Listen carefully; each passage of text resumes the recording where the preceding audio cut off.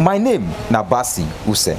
I am a confirmed Nigerian man. Since where they watch this Asante Nkabom program, I they enjoy and well. Brother and sisters, I beg, subscribe to Nana KUSI Media. You watch Nana KUSI TV every day. Follow, enjoy with me. My name is Emmanuel Onyekule. I'm a Pan Tapper. I want to go and watch Nana KUSI Media / Nana KUSI TV. Please follow me, subscribe. Let me also go and watch. My tears Asante Nkabom de kind of. Na de to so menu de mentie dia mewu tia adofo Asante fo omi ko tie de to so menu no o na KUSI Media ne ehunu ba bi Asante no efiri baaye ene Asante be si ne Mosomfo na KUSI obodo mensa brampa na mensanhia we de di kan na me de aseda kese pa na ema wo bra wo kan me ho bra me de Asante Nkabom de di kan de bre wo wodafo obusa ho se ye den Asante Nkabom e di kan de guye se Asante Nkabom etoso miero na me de bre wo me de bre kwasi ada ukuada na afi efia da bia 3 times in a week kame ho awo na KUSI Media ene na KUSI TV so na edi machi bra me de Asante Nkabom de etoso miero e bre wo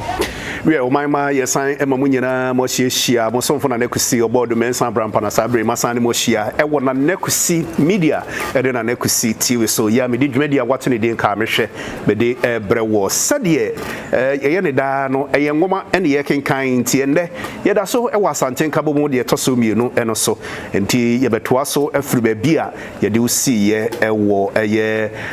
enano ba bia ye do esi ye no so we enti o mama we aso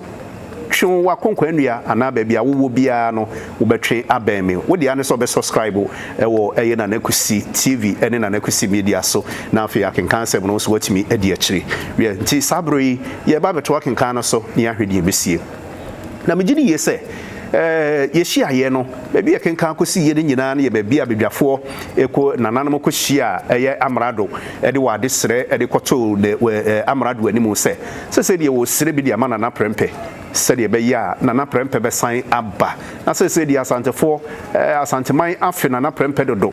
na prempe ekọ ya ache ntisi asanteman ehu hia won ya wo hia won hene na enso se be yo na amrado be je sa adesere ya tumu ampa bra na nanom ede adesere koto ya amrado animu no amrado nso pene so se sa no wo ka dia ene wo behwe no watimi atu ho anamo na watro krata dia kwa koma eye aburuchire hima na wahwe se ampa se obema eye nana prempe aba precisely amrado kire se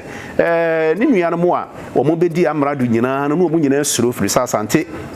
ya o maya wo hu koye na bi asabi o manana prempe ba ye be kwa akowia asia ne se na Nkabom no o mo san ba be hyebo kena kire bi no mo de ba be ha aban adwene ntina ma amrado fo ba ye nyina na obi a esuro na enso amrado we de wose wode de obetie na mum wode ahyede bi edeto nananom anim na enso ni nyina nananom kire se omo de omo tiase se hwa no mo hwese na prempe ebesan aba we omanma ye nkotie yaboafo nkrato na se ba ye de akenkan asab no ye de abeto so na afi yahwe se adesra nana prempe nananom edekoto eya amrado anim no ampa kwatro krata no emeko mekodura aburuchire himanso wagye atoma masisi wagya nana prempe amwabana enyuma bia da Roman waso emu ye de say dwede de brewo e wona na KUSI Media ene na KUSI TV so ye ka say Adonko Bitters Limited ene wo waso emu papa ya mo eboy wo products ena esambe punu esu yi ene nti wona fo kodwa so pebi a kira kwan na ebeboa wo sisi de pedua de yie pa ya eye nuro ene wode aye sa eye wonsan ene nti wo kodwa so na onya bi na bobo bia emfa ne sensan keke na wonom wo nom na sawiyade wo Adonko Black wo Adonko 123 Adonko Ataju Ginger and asisi wade eye Adonko Premium Energy Drink enso diaba korompo suru ni nyina no eye Adonko hand sanitizer and also ye kan for the ama obomode ne kodwa so pebi etra kwan no dofo unya bi na bobo bia ebebo apa we o mama yenkotie won krato ne ba ye de akenkan asem no ye de aba beto awso empani say titi wo bi ka titi wo bi kire ene yesa titi wo bi ka na titi wo bi kire dia mi bu sa say asante efrihen ibirim kire say asante efri bon bi mu ene obepi asante man so ibirim kire say ofi atweaban so ene osane ba fom abakosam kire say asante emusie bi ene kan wo ho bo mu ma enne wabeya asante ne santi ena afi mede ngoma wato ne din Asante Nkabom de di kan ene Asante Nkabom de to so mienu e de brewo bisa ho se ye den Asante Nkabom edi kan de ba ye na anyina na mu Asante Nkabom to so mienu ene begina ye ebe me de GP so be kam ho memenda ene kwase ada bia e wo na KUSI TV ene na KUSI media so nam de sa adwuma de dia bro memenda ene kwase ada bia e wo ye social media platform ni nyina so YouTube, Facebook, Instagram and afi ye Twitter page so now benya sa kan se me nyina memenda ene kwase ada bia medamase. Have you heard about NK Executive Barbers, the latest barbing salon in town, where all kinds of hair services are rendered with professional hands? You can locate us in Ghana at Pechi number 2, just at the junction to the main Pechi town, Ghana, Asante region. You can also locate us in Nigeria at number 14 Efanga Mpa, State Housing off Marian Road, Calabar, Cross River State. We also make customized shoes and palm sandals. You can reach us on +234 703 760 4979 or +233 24 383 7121. Hi, my name is Mimi. Have you heard of KUSI TV before and what we do? In case you haven't, this is what we do. Skits and film production, video coverage, musical and video promotion, events management, wedding, birthday party, photography, comedy, entertainment programs, and many more. You can follow us on our YouTube channel and Facebook page on KUSI TV. And please, do not forget to subscribe and share our videos. Thank you. Bye. KUSI TV, we bring to you the best news and programs coverage, event management, movie production, music and advert video production, photography, and lots more. Contact us on 0703 760 4979 or 0814 264 1314. Send us an email at nanakusitv@gmail.com. KUSI TV, 100% online. You can get us on YouTube, Facebook, Instagram, and Twitter on KUSI TV, NKTV. Yeah, o my ma yesan ema mu nyina mo hyehyia sabre ya kochi eyenkrato abai na twa ne twa se me no nyina no sansi nkonya na afi yetoa akenkan no so efri ye adeya etoso enum ahwede edikan amrado atrena na prempe samba eho krata amabruchire aban apene so wajina na prempe amwa bedru kumase obodwa ehia na prempe enigie na abai we dey you sebo kase atadwe ene dia santeman atedende me no kasai ma etwa hia kumase monten so na yentie o say ye o trade ampo we ye da wasio amiu ye o ene ya tedende atadwe ene atedende le meken o se befuo ni nyina frufrantum efufuo kutakuta nuku efufuo etukuma se monten so eto nnwom ehim nuku nipa wo hie nyina so aye fita o se bofo no aba dwabrem asante ahemfo atena se na prempe ebetena se wo sha taade ama esentiam tio di wa na mamponhene si achiame wo ho no achiame je so no se nana ye wo ha na mamponhene se bonfansa enkom wotumfo achiame esoro ye no se nana yate ye mekan wode ensa eno ekoma na prempe ma wone ne dom enso enom wa na mamponhene se achiame na achiame se nana wa na mamponhene se mumu se okwan so na ochiame ese nana yate ene ye mekan esen tiemu tio kom ochiame sorry e do so tumfo di nwesi ahene ese ehade e boko na okwan so wa ena eja nana prempe so ochiame je so yo tiemento nananom ede me manfo nyina animu se yo ekonfo ebe ye aduasanie ena amrado ene ne dom ebe kire me free kumase ha yo enyame nko ene wo kire me na hema ene ahemfu bi eka me ho ye free ha no wode ekoto edina bankesie mu yedi ho afe baako ɛhɔ ɛn wɔde nana Kwame Boateng ɛne nana Kwakufukuo ɛnso ɛbɛka yɛn ho yɛn a yɛka yɛn no deɛ wotwa yɛsuo bio ɛde yɛn ɛkɔ salo ne yɛn ano esi nipa aduanan mmiɛnsa ahemfo dunum ɛma du mmiɛnsa asomfo du baako ɛne nkwadaa baanan ɛhɔ nso wɔde nipa ne bi ɛbɛka yɛn ho yɛdi mfie mmiɛnsa ɛne asram edu ɛno akyi no wɔsan ɛsoa yɛn ɛde yɛn ɛkɔ sohyɛ supɔ so nipa a wɔde ɛka me ho ɛkɔ sohyɛ ano no esi aduonum mmiɛnsa ahemfo dunan ɛmaa dunan asomfoɔ edumienu ɛne nkwadaa dumiɛnsa edi afe pɛpɛɛpɛ wɔ hɔ no wɔde nana yɛ asantoa ne ne dɔm ɛbɛka yɛn ho no wano esi aduonu baako ɛbɛn nipa a wɔde yɛn ɛkɔ sohyɛ ano no esi ɛyɛ aduoson ɛnan memanfoɔ kotoni mabɔ ne da ɛtɔ so aduonu ɛnkono wɔafe apem ahankono ɛne ɛnan mu ɛne ɔsɔfoɔ Johnson ɛbɔ yɛn nyinaa ɛso ɛma yɛbɛyɛ kristofoɔ nananom memanfoɔ awerɛhosɛm ne sɛ ɛnyɛ nipa a muni wɔn a wofiri ha no nyinaa na wasan baayɛ yɛmu aduonum num ɛkaa mu nanso sɛdeɛ awoɔ ntoatoasoɔ ɛteɛ no ebi korɔ no na ebi ɛba yɛwo bi gu mu bra na yɛwɔ so hyee no na obi ɛka mu a oburoni ɛma n'ahokafoɔ nyinaa san bɛkoma se nanso dodoɔ a wɔbaayɛ no nyinaa akyi no mene nipa aduosia nan ɛna ɛbaayɛ yei kyerɛ sɛ nipa a mene wɔn ɛkɔ yɛn ɛno no ano apem animu nananom ɔmanfoɔ ɛnigye sɛm a na ɛwɔ makwantuo no ɛho ne sɛ oburoni hwɛ me yie ɔma me biribiara ehia me ɛma masetena ɛyɛ mmerɛ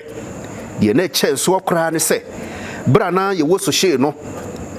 yɛmu bi ɛka mu a na aban ɛma yɛn biayɛ pa ɛma yɛ koraa no ɛwɔ hɔ ansana wama na ho kwakafoɔ aba ɔman yi emu nananom bra na yɛ asantoa ɛka mu no ɔma kwan ɛma n'akyidifoɔ nyinaa ɛsan ɛba Asante bra wo ma na esibe kwan ema wosan eba wo man yi mu no ekyire afi pepepe na me nso wode me ho eche me ya enam so a enne me ne mu nyina ehia hei me da mu nyina se esa mu sintoa edi me ho abobo na nam mu apa yesu nti enne masan aba me man emu me da mu ase ɛhɔ no wɔkyea me sɔre yɛ no wɔse nananom ɔmanfoɔ sɛdeɛ nana prɛmpɛ asie no no wɔse aban kyerɛ no no wɔde no kɔtoo ɛdena bankesie mu ofiri hɔ no ɔma wɔde no ɛkɔ salo bio wɔde no ɛkɔ sohyɛ ne dɔm a wɔde wɔn ɛkɔɔyɛ no ano esi aduonum mmiɛnsa na wɔde nana yɛ asantoa ne dɔm nso ɛkɔka wɔn ho ewom sɛ wɔn mu dodoɔ no aka mu ɛwɔ amano ne deɛ nanso wɔde mankoma hyɛ wɔ anan ɛnɛ dɛyi wogyina yɛn ntam ɛda wɔ nyame yɛ abosom ɛne yɛ asamanfoɔ ase sɛ wɔde no asan aba ne mmaa mu bie mu wɔda mo ase wɔana mampɔnhene ɛnso ɛsɛ ɔkyea me ma otumfoɔ akɔ aba na ɛma no aba tena ase na ɛgya wɔkyea me sɛ otumfoɔ sɛdeɛ wodi nwesi ahene seɛ no no wɔse asanteman ɛma wotiri ɛnkwa ɛne aba tena ase ɛne asebɔfoɔ yi ma nnwom so do se yei wotwe di ampo wei yɛda wasio yɛda wasiamio yɛni o ɛne yɛate dɛndɛ atadwe ɛne yɛate dɛndɛ ɛne ɔma nana prɛmpɛ ɛso isi apaka mu ɛde no ɛkɔ nana asafo akowia fie ɛne edwa etu sabre yɛwɔ adeɛ ɛtɔso no mahwɛdeɛ ɛtɔso mmienu nana prɛmpɛ aba ne mamu mfitiaseɛ no aban ɛma wɔbae sɛ abranteɛ ɛkyerɛ yi ɔma wɔyɛ kumase hene kumase ahemfie anopa nana ɛsoma ɛkɔfrɛ saman hene ɛnɛ bi atwam a nana ɛnte apɔ wie ɔmanma yɛnto akenkan no so ne yɛnhwɛ ne yɛsiiɛ ɛwɔ adeɛ ɛtɔ so no mahwɛ deɛ ɛtɔ so mmienu ɛno emu sabre na prempe de kase wose ahenkwa na ahenkwa je so na prempe se kofre sa man hene ema me na wose na mate ya ahenkwa kofre na sa man hene eba ubeduru ho apen wose otumfo ma chi o ena otumfo je no so ya okudonto ne mekan na sa man hene sinana na umpomu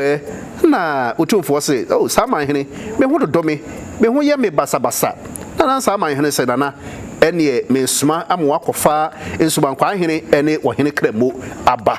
na eja utumfo se mate ne mekan wo suma na sama hene se metu ehenkwa emo kwa akofre won utumfo se ene na wo suma ema wo kofre wo sofo won so na sama hene se oh anka mani ya afaso ene antamwa osmaye ema okofa wo sofre okofre wo sofo won so ema obaye me no kase na prempe de kase wo se na me wo fa ase enso wo he na sama hene se na wo fa ase hwan ya no se oh wo de hye kwa me chiritwie no se nana me soma emo akwa akofre no aba no se ene nana prempe se mate na sama hene se nana ahenkwa efre no aba na ada utumfo se obrempon sama hene je so nana no utumfo se obrempon membra so na sama hene se nana ente sa no utumfo se obrempon me se memre aso wonipa meche wiase mu obode no ano wode en baaye ne bre so a osuma ema obi hia yen me tinka se me bre aso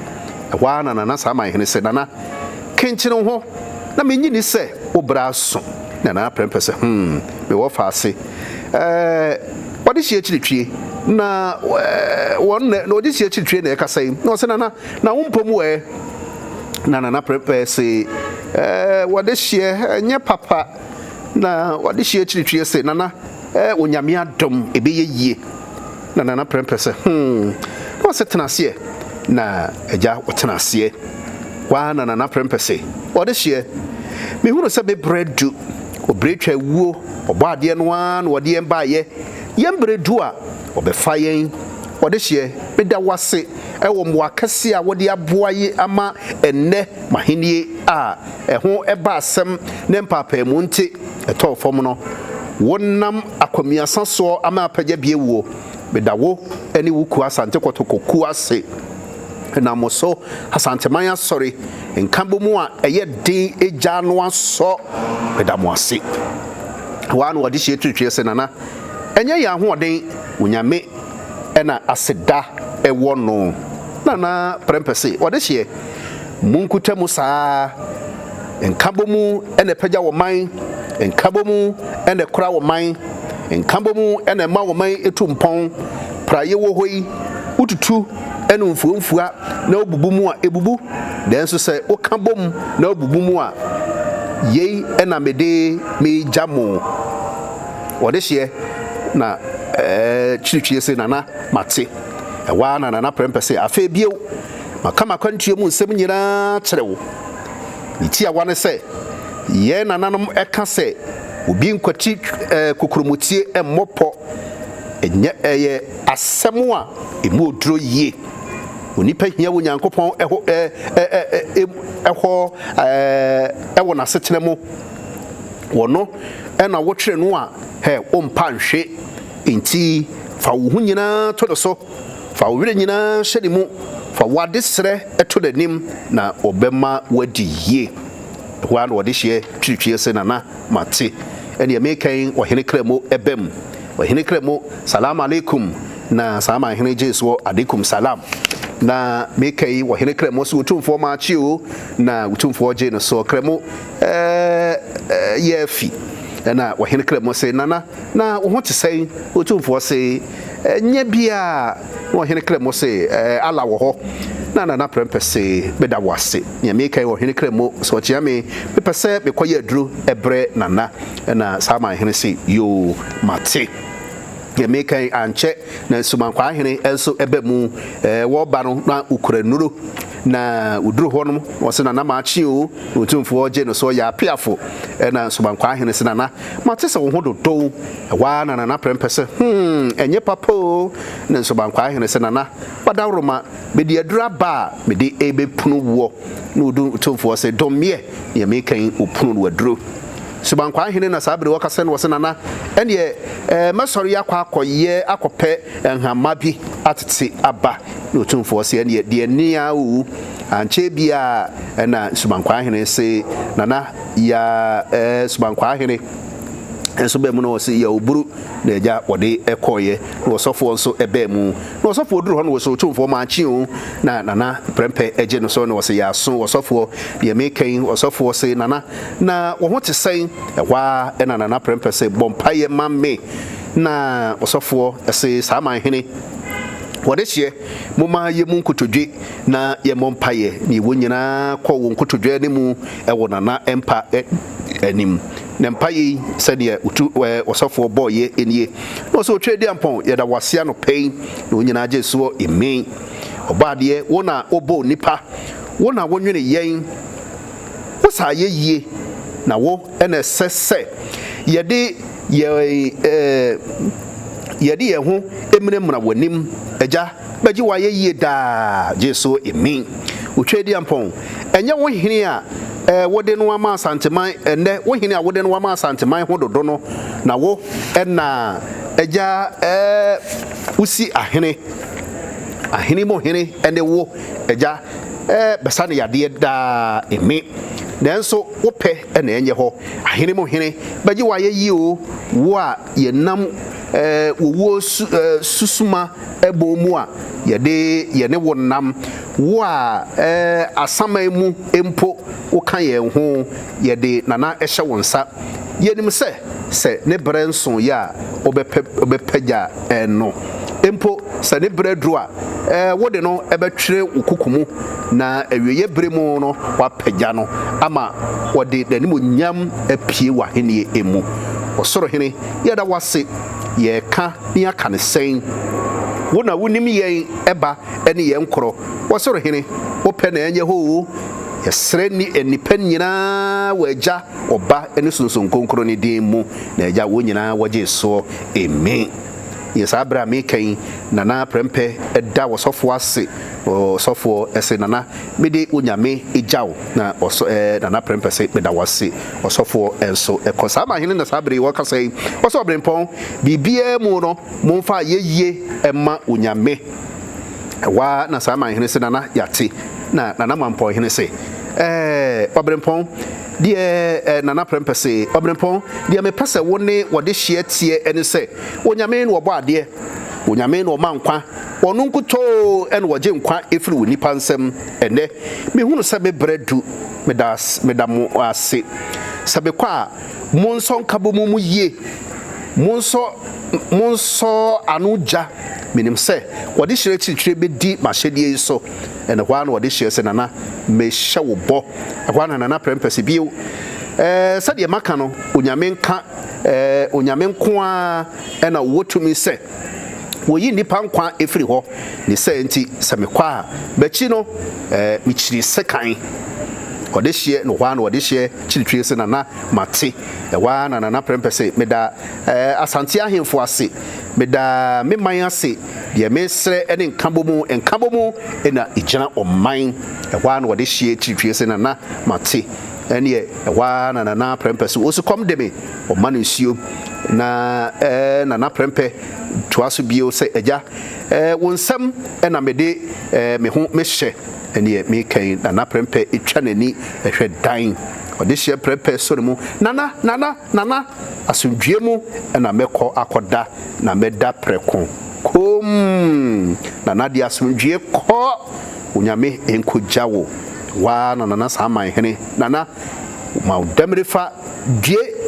due ni amane hono ode hye tritwie obrempon ma yenkoye nananom asitire wa ena nana sama hene se wo damrefa due nana damrefa yeja onyina no opiedie we maima sede daye ekosoro ya eni pichiri areho aba nana prempe ekwa ekura asɛm kɛseɛ ɛna asi ɛwɔ Asante memu deɛ de bɛsi wɔ akyiri bra na nas prempe sese wakra ko ekrai yɛmfa sɛ na Nyankopɔn yɛ adeboa me no bia bɛsa ba bɛtoa so ɛwɔ adeɛ a ɛtɔ enum ahwɛde ɛtɔ so emiɛnsa mosofo na KUSI obodo mensa brampa na mbedi dmadwe ho kyia me makrao bye bye empani say titi wo bi ka titi wo bi kyerɛ ɛne yɛ sɛ titi wo bi ka na titi wo bi kyerɛ de a mebusa sɛ asante efiri hen ebinom kyerɛ sɛ asante efiri bon bi mu ɛna obepi asante ma so ebinom kyerɛ sɛ ofi atweaban so ɛna osane ba fam abakosam kyerɛ sɛ asante emusua bi ɛde ka wɔ ho bɔ mu ma enne wabɛyɛ asante ne santi ɛna afi mede ngoma a wato ne din Asante Nkabom de di kan ɛne Asante Nkabom de to so mienu ɛde brɛwɔ bisa ho sɛ yɛdan na Asante Nkabom edi kan ne ba ye na ɛnyina na mu Asante Nkabom ɛto so mienu ɛne begyina ye ɛbɛyɛ mede GP sɛ ɔbɛka me ho memenda ɛne kwasi ada bia ɛwɔ na KUSI TV ɛne na KUSI media so nam de saa dwuma die abrɛw memenda ɛne kwasi ada bia ɛwɔ yɛn social media platform ne nyinaa so YouTube, Facebook, Instagram and after your Twitter page so now benya sa kan cancel me nyina memenda ene kwasi adabia medamase. Have you heard about NK Executive Barbers, the latest barbing salon in town, where all kinds of hair services are rendered with professional hands? You can locate us in Ghana at Pechi number 2, just at the junction to the main Pechi town, Ghana, Asante region. You can also locate us in Nigeria at number 14 Efanga Mpa State Housing off Marian Road, Calabar, Cross River State. We also make customized shoes and palm sandals. You can reach us on +234 703 760 4979 or +233 24 383 7121. Hi, my name is Mimi. I've been head of KUSI TV before and what we do, in case you haven't, this is what we do. Skits and film production, video coverage, musical and video promotion, event management, wedding, birthday party, photography, comedy, entertainment programs, and many more. You can follow us on our YouTube channel and Facebook page on KUSI TV. And please, do not forget to subscribe and share our videos. Thank you. Bye. KUSI TV, we bring to you the best news and programs coverage, event management, movie production, music and advert video production, photography, and lots more. Contact us on 0703 760 4979 or 0814 264 1314. Send us an email at nanakusitv@gmail.com. KUSI TV, 100% online. You can get us on YouTube, Facebook, Instagram, and Twitter on KUSI TV, NKTV.